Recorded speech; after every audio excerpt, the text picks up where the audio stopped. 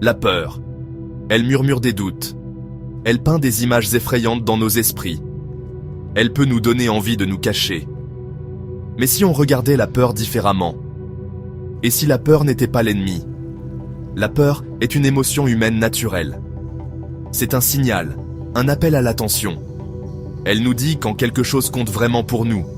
Elle nous rappelle que nous sommes vivants.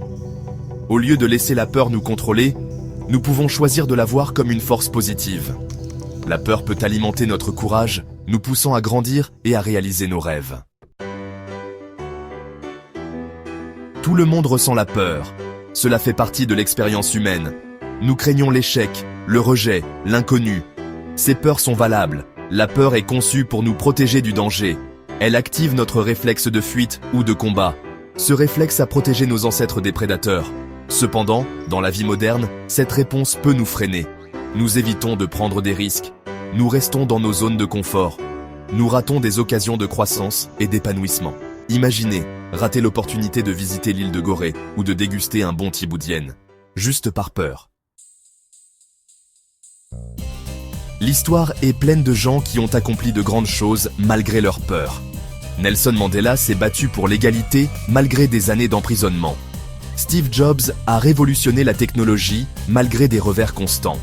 Oprah Winfrey a bâti un empire médiatique malgré une enfance difficile. Plus près de nous, pensez aux lutteurs sénégalais qui ont surmonté leur peur pour atteindre la gloire. Ces personnes ont affronté leur peur de front. Elles ont utilisé leur peur comme carburant pour les propulser vers l'avant. Leurs histoires nous rappellent que nous sommes capables de choses incroyables. Nous avons tous le potentiel pour la grandeur. La peur ne doit pas nous retenir. Section 4. Apprivoiser la bête. Votre plan d'action. Alors, comment transformer la peur en une force positive? Cela commence par reconnaître nos peurs. On ne peut pas vaincre ce qu'on ne reconnaît pas. Ensuite, nous exploitons l'énergie de la peur. Nous utilisons cette poussée d'adrénaline pour agir. Nous canalisons notre peur dans la productivité et la créativité. Enfin, nous procédons par petites étapes. Nous divisons nos objectifs en parties plus faciles à gérer. Nous célébrons chaque victoire, aussi petite soit-elle.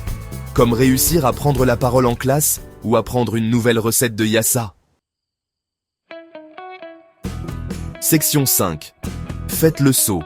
Votre avenir vous attend. Le plus grand obstacle n'est pas la peur elle-même, c'est l'inaction. Lorsque nous laissons la peur nous paralyser, nous choisissons de rester bloqués.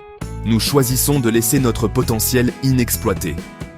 Choisissez l'action plutôt que l'inaction. Choisissez le courage plutôt que le confort.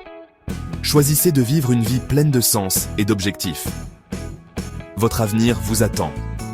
Faites le saut. Vous êtes plus fort que vous ne le pensez. Vous êtes plus courageux que vous ne le croyez. Vous êtes prêt.